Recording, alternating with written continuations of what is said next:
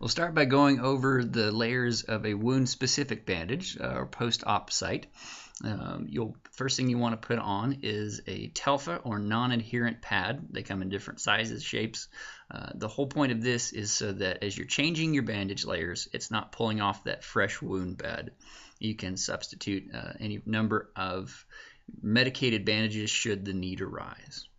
The layer on top of that is what's called white gauze. White gauze will expand to accommodate a swelling wound area or surgical site. It will also not contract down, so it's set in tightness.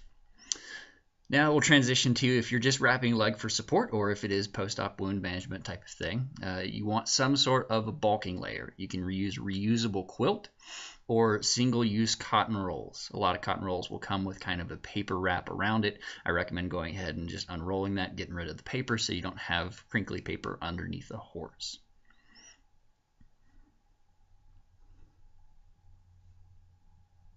The next layer is brown gauze. The whole point of brown gauze is that it is static set tension. So as you're putting that over your bulk wrap, you're setting the tension for the whole bandage. It's not going to contract down. It's not going to expand out.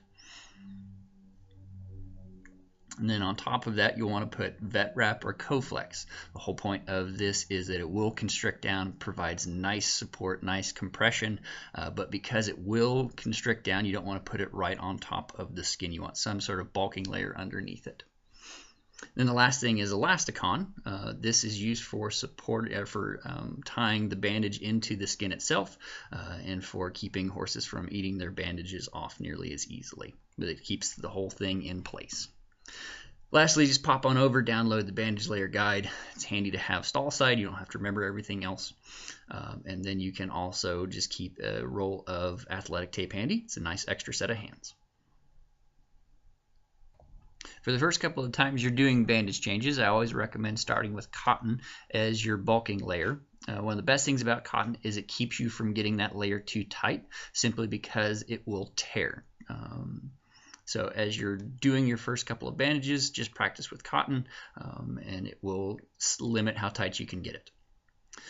So with Elastikon, one of the most important things you can do is go ahead and unroll the entire roll. This will make more sense when you're actually playing with it for the first time. And it's simply because the stickum on it is so strong, it will be impossible to keep it from getting too tight when you're actually underneath the horse putting on the bandage. So just go ahead, unroll the entire thing, and then you'll walk it back on top of itself, roll it back up.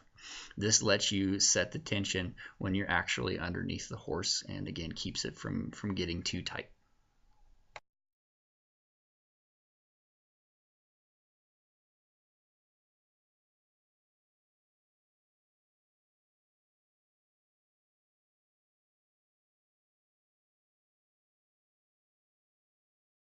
So now we're actually going to demonstrate the layers of the bandage.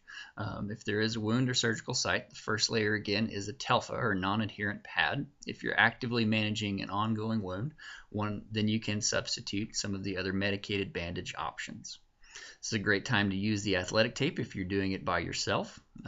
It just simply keeps the material in place as you are grabbing the next layers. If you're doing this, then just simply use light tension with the athletic tape. Again, it's just to hold this on the wound itself until you can get the next layer on. You're fine to have an extra person helping you, and they can just hold it on with their fingers. So the next layer is again the white gauze. The whole point of this is that it will expand as the wound and tissue around it swells just due to trauma. You want to use just light pressure, simple overlapping layers. No necessarily hard and fast rule about this. Just with every layer you want to try and get the pressure as evenly spread out underneath the bandage as possible. This is true for every layer.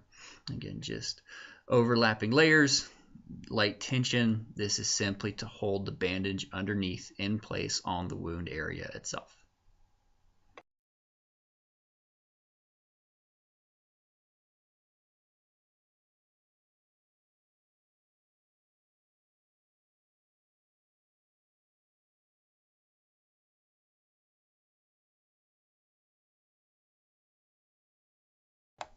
So the next layer is the bulking layer, whether it's quilt or cotton.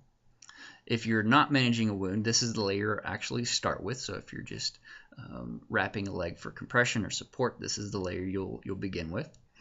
You want to start at the bottom of the leg and work your way up. The whole point of this layer is so that you can get your layers on top of that tight, compressive, supportive, but not risk actual constriction of the leg. If you need to wrap higher on the leg, you can just simply walk your cotton roll or quilt roll up like that. It is important to note that regardless of how high you need to go on the leg, whether it's the front or a hind, is start at the bottom of the foot and work up. If you need to add another roll of cotton or another quilt, you can sure do that. This is again where another piece of athletic tape comes in handy, just simply to hold the cotton in place as you grab your next layer.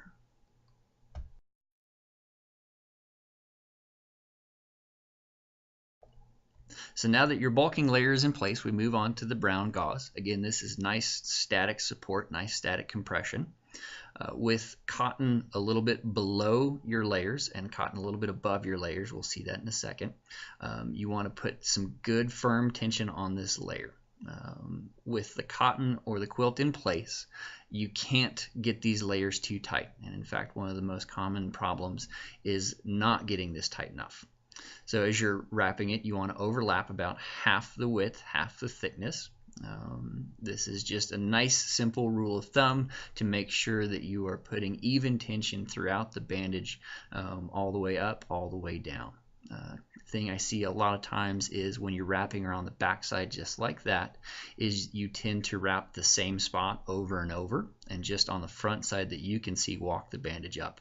So just as you're wrapping it, make sure that you've got bandage evenly spread all the way up, all the way down. Again, check and make sure there's cotton and a little bit of margin for error at the top and at the bottom, and just nice even tension throughout. And again, one last check, make sure you have cotton on top and on bottom.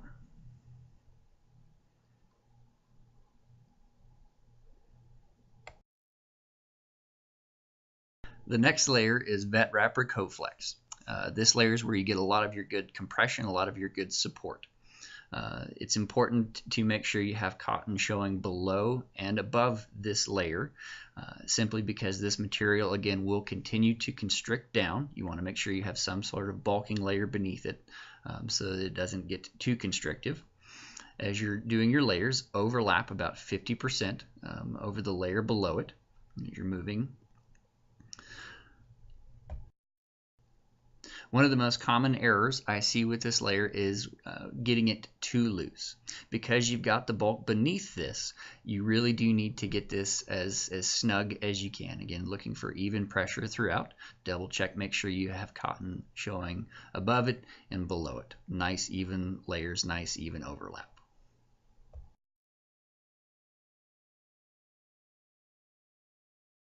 Again, cotton above, cotton below.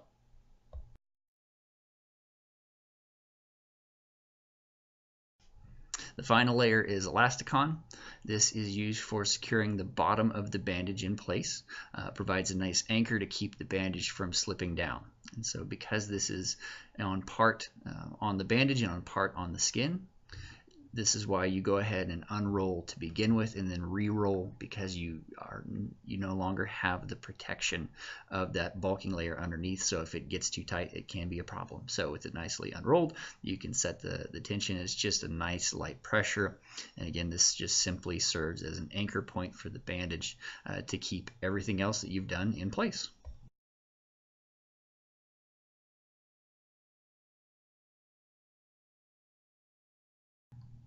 Transitioning up to the top of the bandage, again overlapping with the Elastikon a little bit on the skin, a little bit on the existing bandage, a couple of light tension wraps around, simply provides a little bit of resistance to horses playing with it or curious pasture mates from helping them to unroll all of the bandage that you've just put on.